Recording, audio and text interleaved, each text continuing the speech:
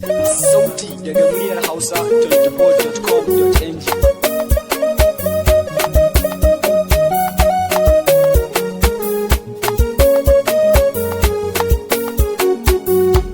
Masika Artist.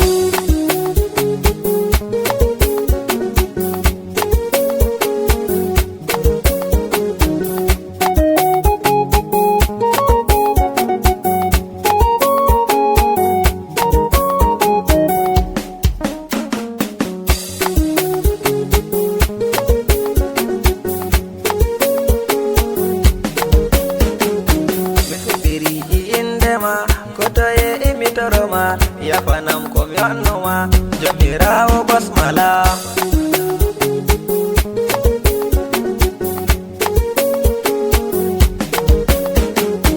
salatu mada hautudum gannabi jabe zudum aluha sahabu en jomirawo basmala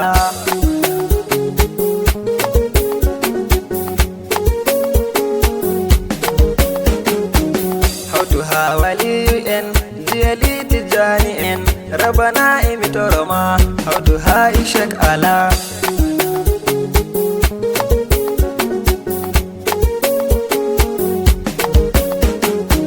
an yare imi don toro famna sambe jose toro inde mada mi faidoro ismin jaki ya haula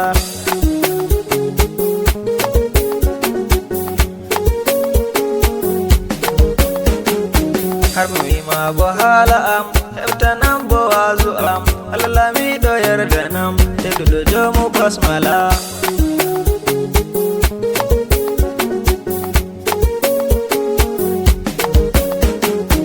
har mu yi ma bohala am hefta nan bo wazu am alalami do yarda nam te dudo jomu basmala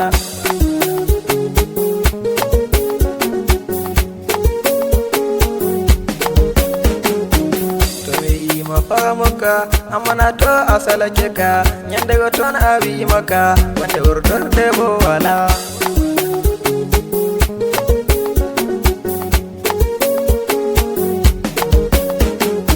gam adiski afantoi be ibam di a hautoi gawadum adutini kula to kai dum sai ngula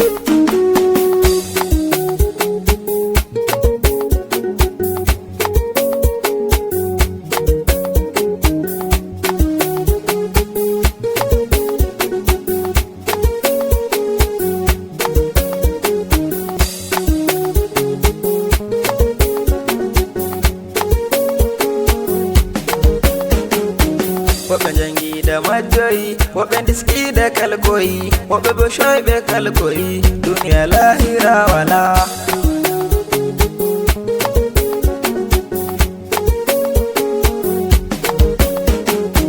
woɓe bo rewɓe kalkiɓe woɓe bo jawdi halkiɓe yiɗe duniyaru halkiɓe maya tawta ton wala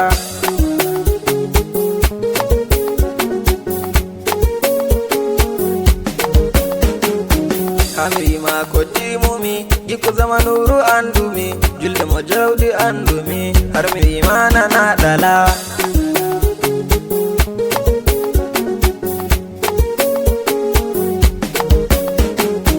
ko dura sali ko ndarata asre delbi kabbata magarba yite kubata sembe a julde kam wala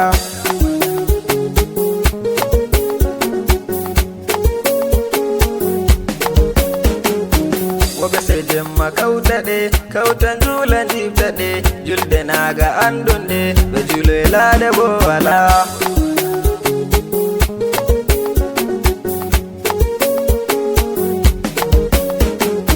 woɓɓe kamma ɓe juulata ɓe kammoto ko ɓe mayata lewru duuɗi ɓe gettita bangada raya ha wula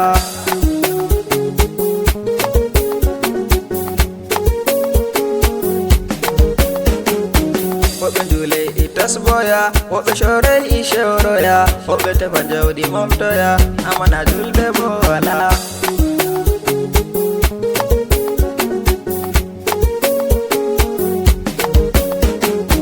mi deratɗo e nder yimol kori ɗum sey i ɗiɗɗafol mi yetti Allah jomirawo basmala